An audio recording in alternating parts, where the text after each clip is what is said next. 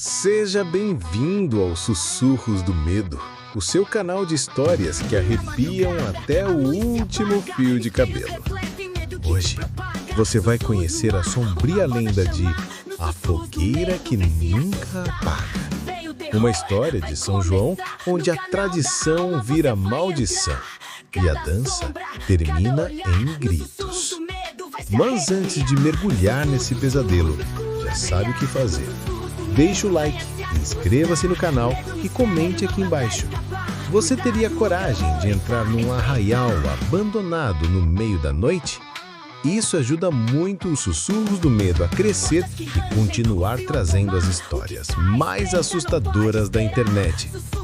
Agora, apague as luzes, aumente o som e se prepare para descobrir por que a fogueira nunca apaga.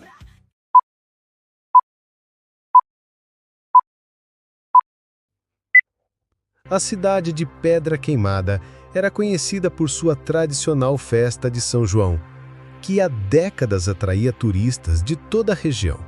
Mas, em 1983, uma tragédia apagou a alegria da cidade. Uma vila inteira desapareceu após uma festa junina, deixando apenas cinzas no chão e o cheiro persistente de fumaça. Desde então, ninguém mais falava do Arraial dos Esquecidos. 40 anos depois, um grupo de amigos universitários decidiu passar o São João na cidade. Lara, curiosa e sensível. Mateus, cético e sarcástico. Duda, corajosa e impulsiva. E Rafael, quieto e introspectivo. Na véspera do dia 24, enquanto passeavam pela Praça Central, encontraram um convite antigo escondido sob a imagem de Santo Antônio. O papel era amarelado, cheirava a queimado e dizia: "A fogueira arde há 40 anos esperando convidados.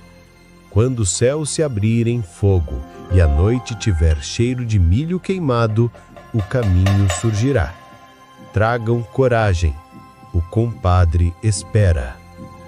Atrás do papel havia um mapa desenhado à mão. Achando que fosse parte de uma tradição local ou até uma pegadinha, os 4 resolveram seguir a trilha indicada. Entraram no carro e foram por uma estrada de terra até alcançarem uma trilha fechada pela mata. Ao fundo, o céu estava avermelhado, como se estivesse queimando, e o ar começava a cheirar a fumaça e milho assado. Às 23h47, chegaram ao destino. O que viram parecia uma festa junina completa. Fogueiras acesas, bandeirolas balançando com o vento, barracas decoradas, mesas postas, milho cozido fumegando, mas não havia viva alma. A música de forró tocava, mas não havia caixas de som, nem fios, nem geradores. A melodia parecia brotar do próprio chão. "Isso é surreal", disse Lara, olhando em volta. "Certeza que é alguma encenação", murmurou Mateus, tentando disfarçar o medo com sarcasmo. Foi quando a fogueira principal explodiu em chamas azuis. Delas surgiu um homem alto, de pele cinzenta, chapéu de palha queimado e olhos completamente brancos. Sua voz parecia vir de dentro da cabeça dos 4. "Bem-vindos à verdadeira festa. O compadre da fumaça lhes dá as boas-vindas." Eles tentaram fugir, mas a estrada havia desaparecido. Tudo ao redor era apenas mata espessa, e entre os troncos e arbustos, espantalhos vigiavam, movendo suas cabeças lentamente em direção ao grupo. O compadre ergueu a mão. "Cada um de vocês terá a sua prova. Se sobreviverem até o nascer do sol, serão livres. Se falharem, queimarão comigo. É a tradição." Um vento frio soprou, e Rafael foi puxado por mãos invisíveis. Levado a uma barraca, ele se viu dentro de um labirinto de espelhos e fumaça. No reflexo, via sua mãe falecida, pedindo socorro. Correu desesperado em direção à imagem, mas se perdeu cada vez mais. Um dos espelhos mostrou seu rosto com olhos brancos. Ao tocá-lo, foi tragado pelo vidro e sua pele começou a arder. Um grito abafado ecoou e depois silêncio. Duda foi levada para o salão da quadrilha. Bonecos de palha de olhos humanos a cercaram.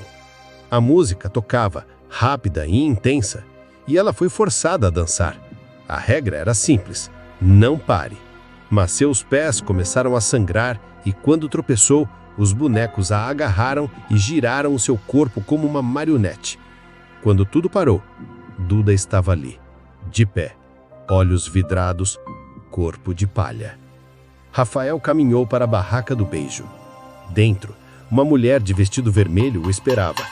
Ao beijá-la, seus dentes se cravaram em sua boca, arrancando pedaços da língua.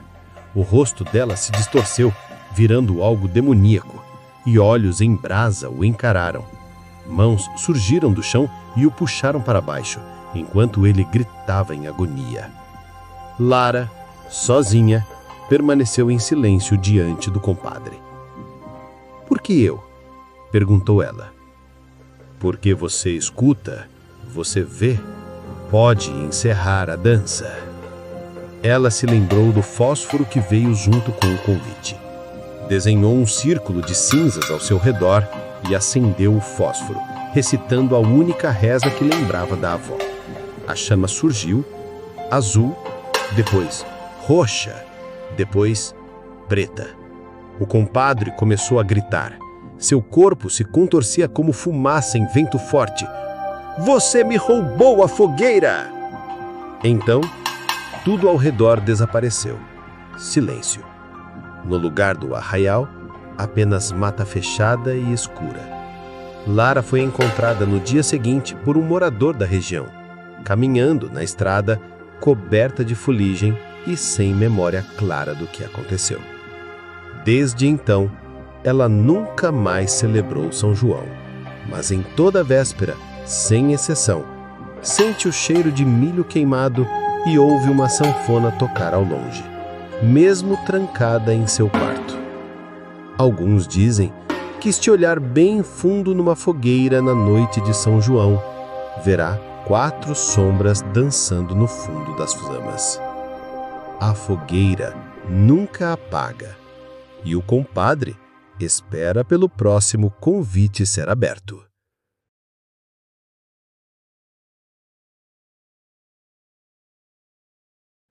E assim termina mais uma história. Mas cuidado!